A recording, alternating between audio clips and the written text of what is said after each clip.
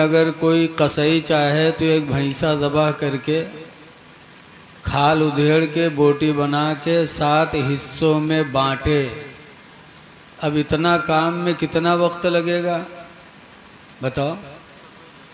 बहुत तेज़ तर्रार कसाई हुए तो 20-25 मिनट तो लगवे करी।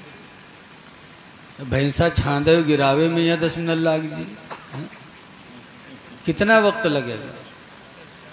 हुक्म है इतनी देर तक अपने भाई की कब्र पे खड़े हो करके जिक्र खैर किया करो, खर्च करते रहे। काफ़ी वक्त हो गया है। जिन लोगों ने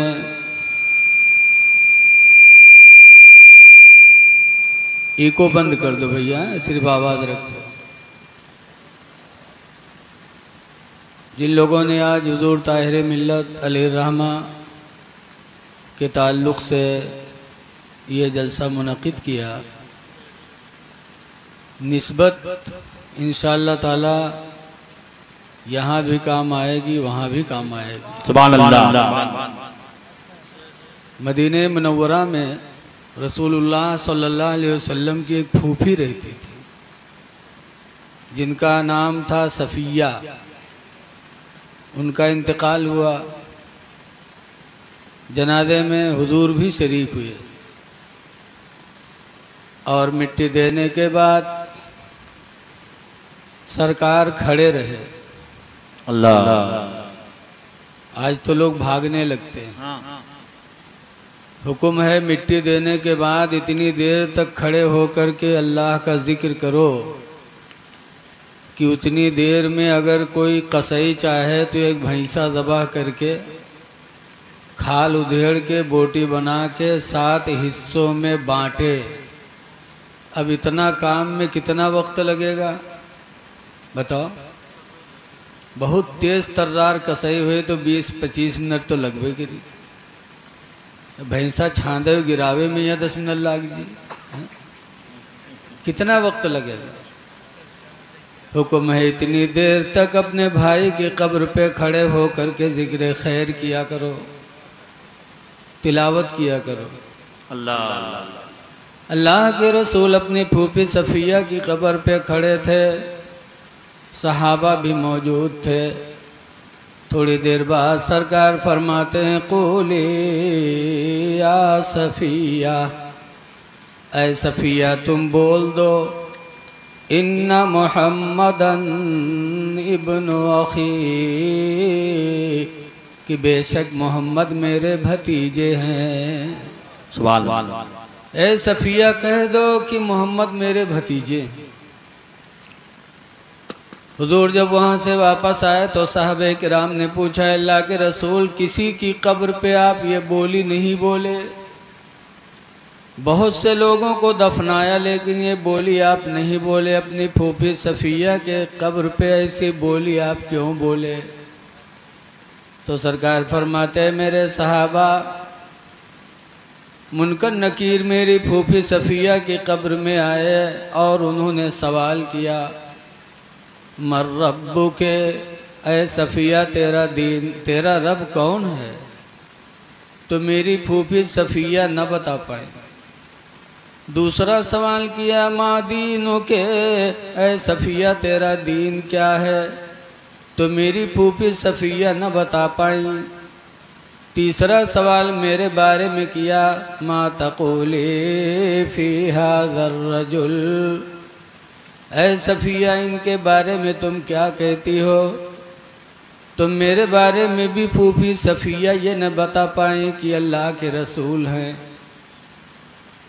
तीनों सवाल का जवाब जब मेरी फूफी सफ़िया न दे पाई तो मैंने कहा, सफ़िया इतना ही कह दो, इन्ना मुहम्मदन इब्नु अख़ी, कि बेशक मोहम्मद मेरे भतीजे हैं।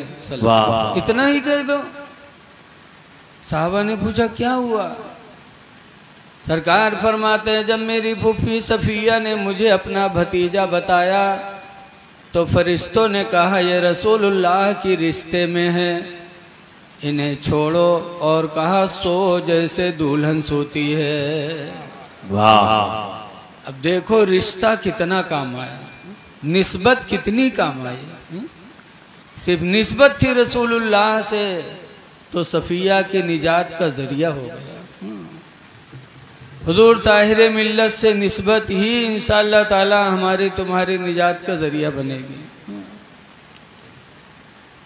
लेकिन एक बात यहाँ है कि कब्र के अंदर क्या पूछा जा रहा है सब देख रहे हैं, सरकार सुन रहे हैं, और सरकार के वसीले से सहाबा भी जानते हैं। एक रवायत में है कि हज़रत उमर फ़ारूक आदम रज़ी अल्लाह ताला अन्हु का जब विसाल हुआ और कब्र में दफनाया गया, हज़रत अली शेर खुदा खड़े रहे, सुनते रहे।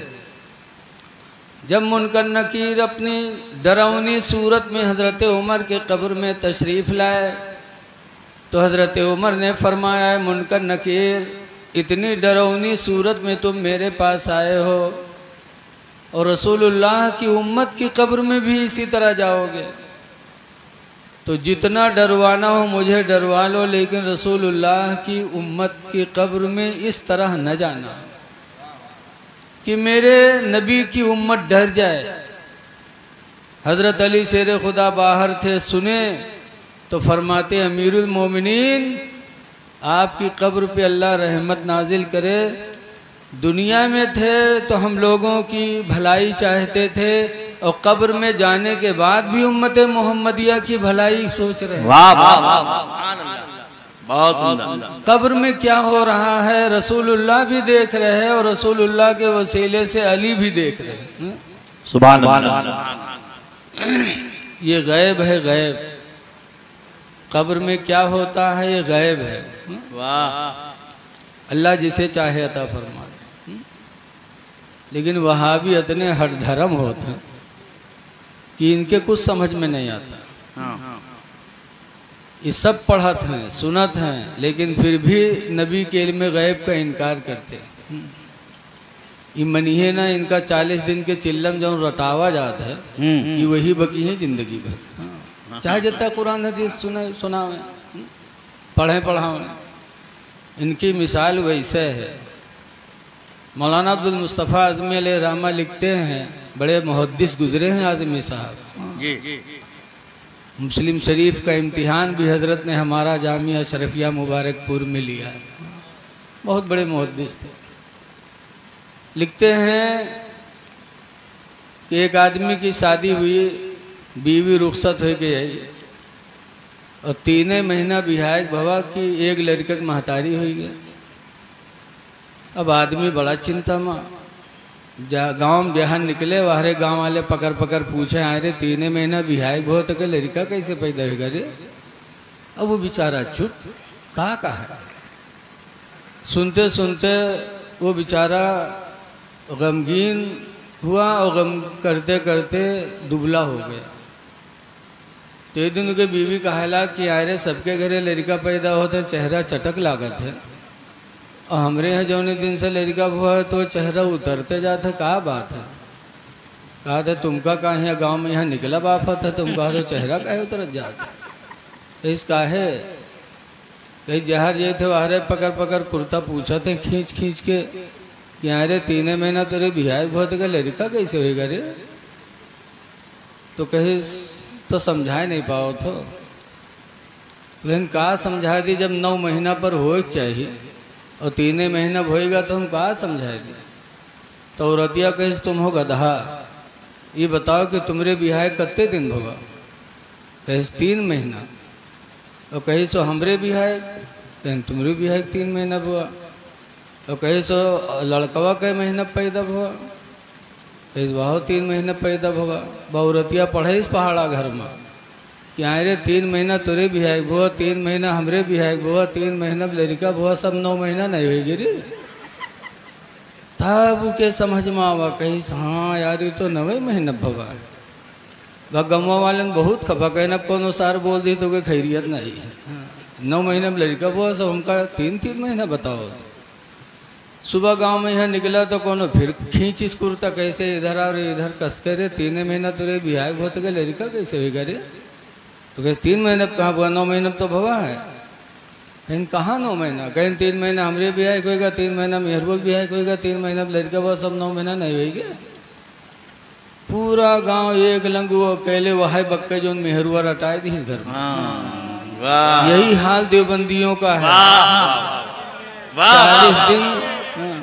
40 दिन चिल्लम लेके जाते हैं, ऐसा रटावत हैं कि नबी गैब नहीं जानते, या रसूल अल्लाह कहना शिरक है, उर्स करना शिरक है, गेरहवीं करना शिरक है, दुनिया की बकवास रटाते हैं। ऐ लोगों, जब गैब कब्र के अंदर क्या है इसे गैब कहते हैं। मेरे नबी भी बता रहे हैं, अली भी बता रहे हैं।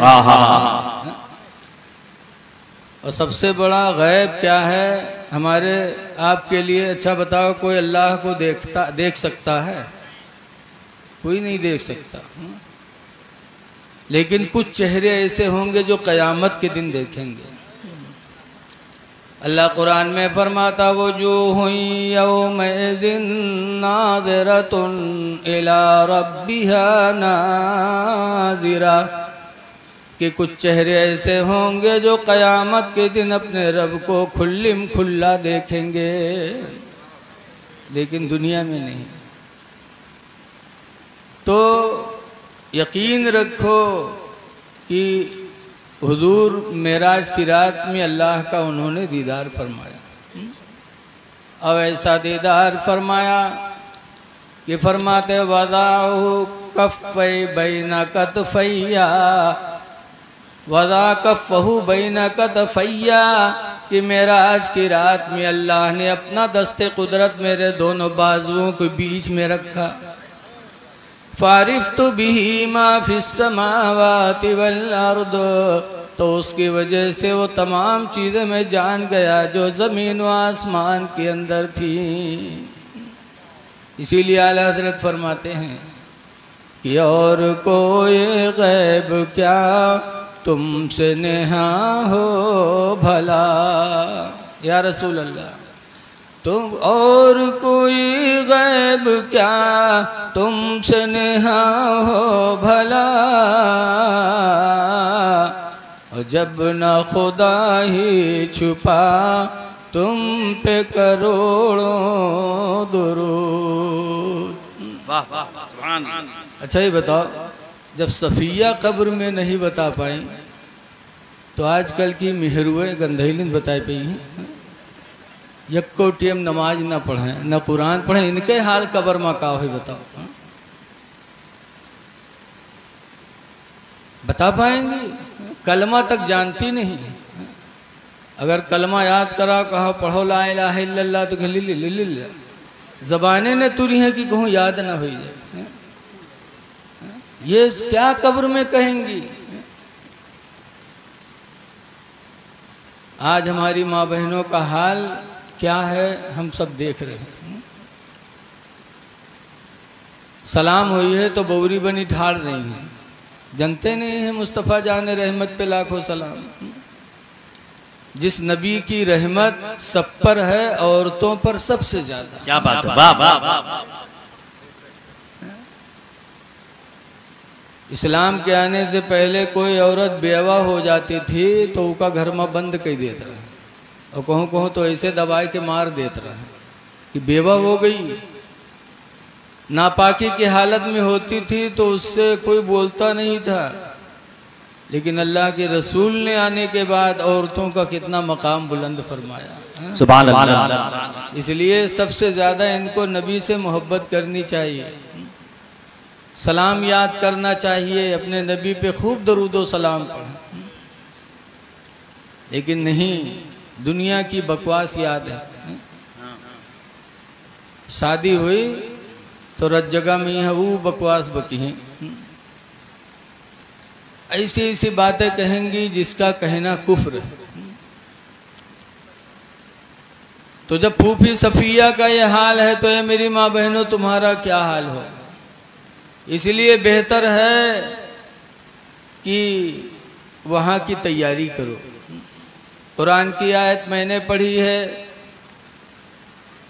अल्लाह ताला फरमाता है वस्बिर नफ्सका मअल्लज़ीना, ऐ महबूब तुम उन लोगों के पास बैठो। किसके पास?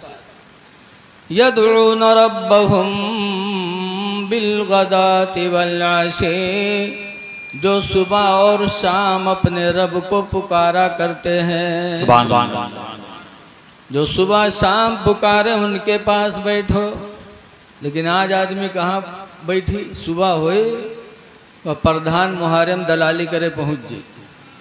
हाँ, इधर के बाद उधर, उधर के बाद एक एक घंटा दलाली करी है। पहिए का बाद में एक ठो बीड़ी।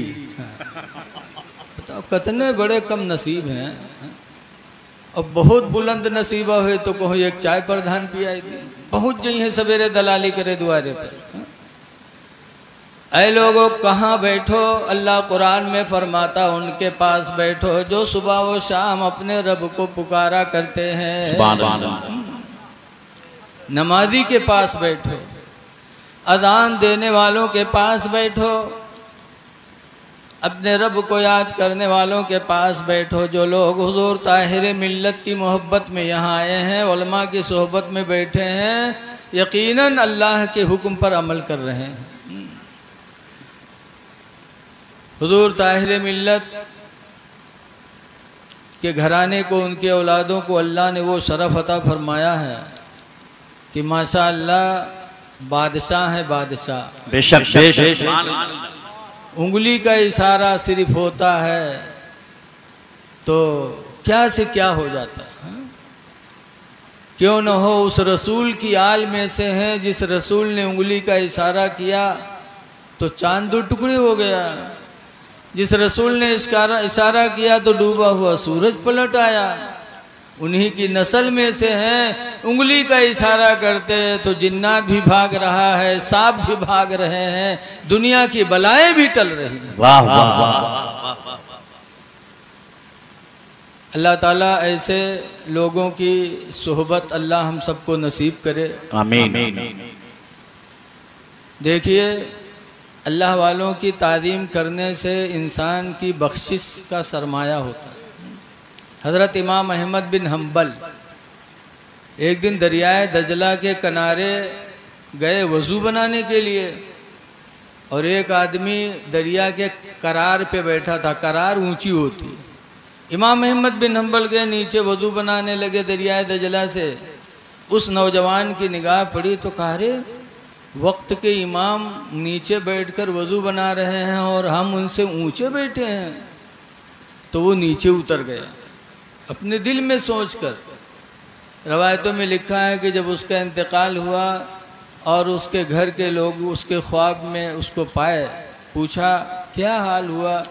कहा इमाम अहमद बिन हम्बल की ताज़ीम की बरकत से मेरी निजात हो गई। सुभान अल्लाह। जिंदगी में अमल कुछ नहीं थे, वक्त के इमाम की मैंने ताज़ीम की एक दिन तो अल्लाह ने उसी ताज़ीम को मेरे बख्शिश का सरमाया बना दिया। क्या बात है। सुभान अल्लाह। लोगों अल्लाह वालों की ताज़ीम करो, इंशाअल्लाह हमारा तुम्हारा बेड़ा पार हो जाएगा इंशाअल्लाह। लेकिन आज लोग अल्लाह वालों जो सुबह शाम रब को याद करते उनसे जलन भी बहुत रखते हैं। इमाम आज़म अबू हनीफा रदी अल्लाह अन्हु बहुत बड़े इमाम हैं। उनके ज़माने में दो सगी बहनों की शादी दो सगे भाइयों से हुई और उसके बाद दुल्हन रुखसत होकर के आई और वह जान नहीं पैन बड़कई छोटकवा के कमरे में पहुंच गए, वो छोटकवा बड़के के कमरे में पहुंच गए। अभी दोनों को आ जाने की को की माँ है, पहुंच गए और रात भर गुजारी, सोहबत भी किया। बड़े ने छोटे की बीवी से सोहबत किया, छोटे ने बड़े की बीवी से सोहबत किया। अब जब सुबह दोनों निकली, बाप ने देखा, कहा अरे अल्लाह गजब हो गया, इसकी बीवी इसके साथ रही और इसकी बीवी इसके साथ रही। तो कूफा के एक इमाम से मसला पूछा गया तो उन्होंने कहा ये वती भी शुभा है, यानी वती भी शुभा, शुभा में शक में वती हो गई, इसकी उससे उसकी इससे, लिहाजा कोई बात नहीं है। मामला ख़त्म हो गया। इमाम आज़म को पता चला तो बुलवाया, अब बुलवाने के बाद फरमाया नहीं, दोनों तलाक दे दें, अपनी अपनी बीवी को दोनों तलाक दें, फिर जिससे सोहबत की है उसी से निकाह कर लें, क्योंकि अब हलाला भी नहीं है भाई, हलाला भी नहीं है, जिसको तलाक दिया उससे सोहबत हुई नहीं। और हुक्म भी है कि जो जिससे कुर्बत कर ले उसी से निकाह करे। ऐसे किसी से अगर ज़िना हो जाए किसी लड़की से तो हुक्म है कि अब वो निकाह उसी से करे, अगर उसने निकाह नहीं किया। इमाम आज़म ने ये मसला बताया, तब लोगों की आंखें खुली, कहा अरे हम लोग तो जानते ही नहीं थे। इमाम आज़म बहुत बड़े इमाम थे, तो उनके भी हासिदीन तैयार हुए। आज भी जो बड़े बड़े मौलाना हैं, इल्म वाले हैं, उनके भी दुश्मन बहुत घूम रहे हैं, होटल पे बुराई।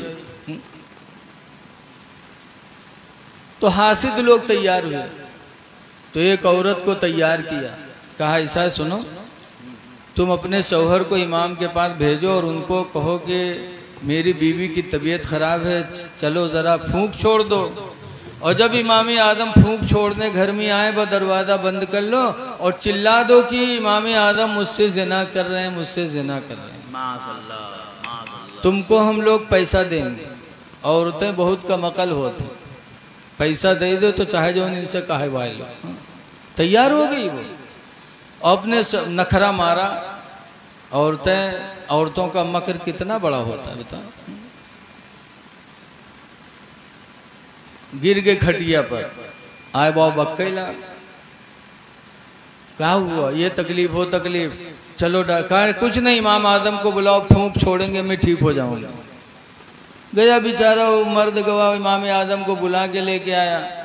और जैसे इमाम आज़म घर में गए, वो औरतिया दरवाज़ा बंद करके चिल्लाने लगी कि इमाम आज़म मुझे छेड़ रहे हैं, मुझसे ज़बरदस्ती ज़िना कर रहे हैं। अब दरवाज़ा खोला गया तो दोनों बाहर निकले, इमाम आज़म और वो औरत भी निकली। हासिदीन सब इंतज़ार ही में तो सब जमा हो गए और पकड़ कर लेके गए कूफा के काजी के पास। काजी ने जब सुना शाम हो गई थी, कहा दोनों को जेल में बंद करो, सुबह फैसला करेंगे। इमाम आज़म को भी जेल भेज दिया, औरत को भी भेज दिया। लेकिन इमाम आज़म जब जेल में गए तो अल्हम्दुलिल्लाह पूरी रात इमाम आज़म ने इबादत में गुजारी। सुभान अल्लाह। नहीं रो में चिल्लावे, हम फोन करें आओ बचाए। इमाम आज़म पूरी रात नमाज पढ़ते रहे, खुदा से दुआ मांगते रहे।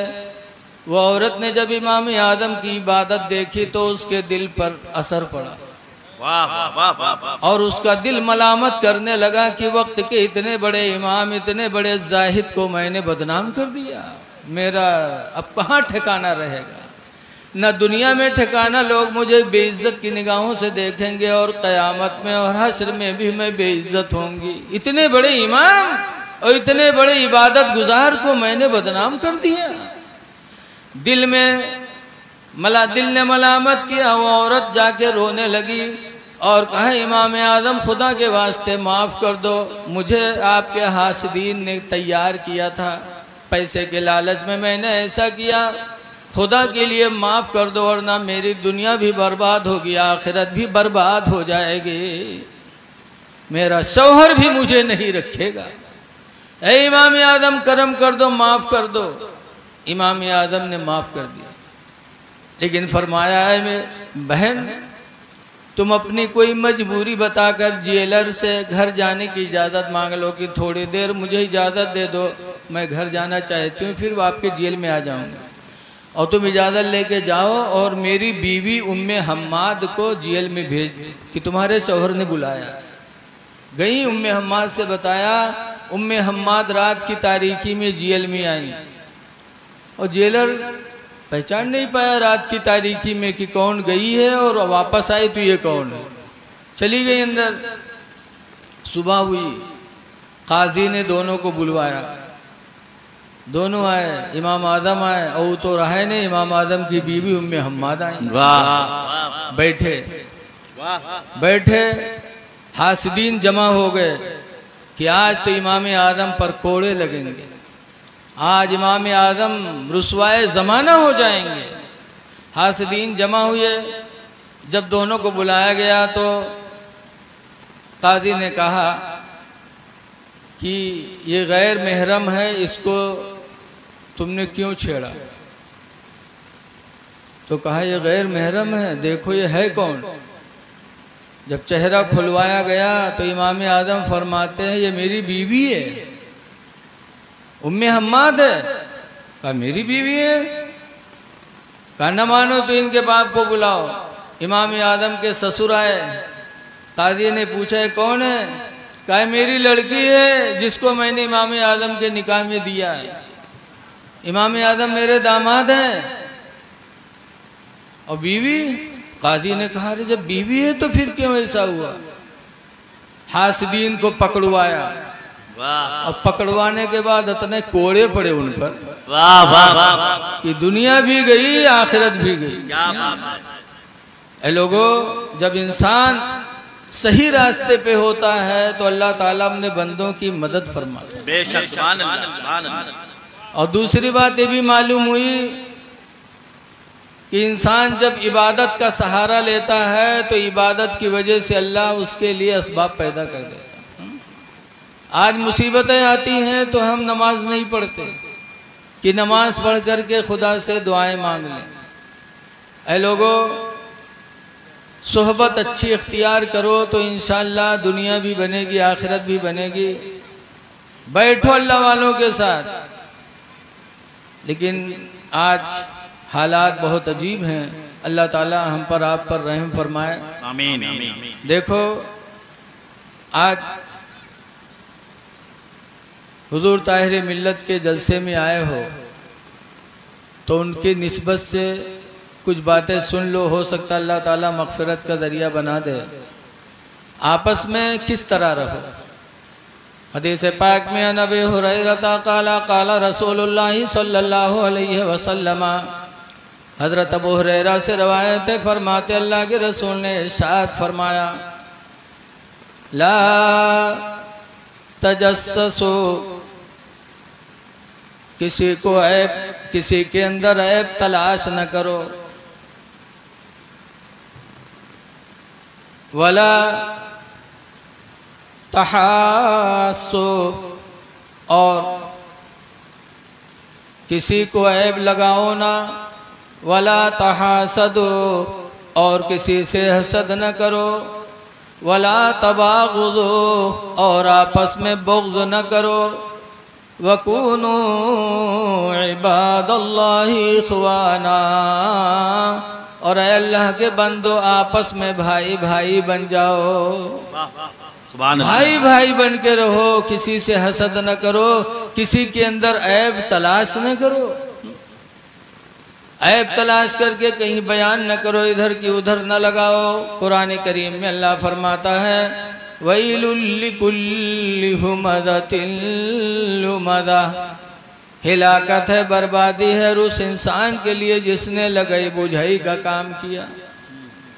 लगाई बुझाई न करो।